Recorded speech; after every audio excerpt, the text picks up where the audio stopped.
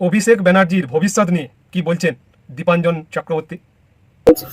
দেখুন, ব্যাপারটা হচ্ছে যে প্রথমত আমি বলি যে আজকে আমি দেখলাম কলকাতা পুরসভার মেয়র ফিরহাদ হাকিম বলছে সে নাকি কিছুই জানতো না, নোটিশ দেওয়া হয়েছে তাও জানতো না, ওটা যে বেআইনি তৈরি করা হয়েছে সেটাও জানতো না। তো এইগুলো তৃণমূলের নাটক।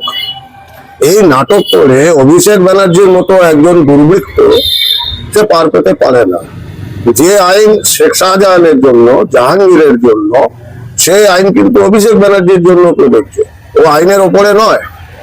সুতরাং অভিষেক ব্যানার্জির বাড়ি যদি বেআইনি হয়, এবং নিশ্চয়ই সেটা বেআইন প্রমাণ পেয়েছে তাই নোটিশ দেওয়া হয়েছে, তাহলে সেটাই হবে যেটা উত্তরপ্রদেশের কুখ্যাত মাফিয়া আতিক আহমেদ খানের বাড়ি গুড়িয়ে দিয়েছিল যোগী আদিত্যনাথজি এবং বলেছিল আর মিট্টি মে মিলা দেंगे।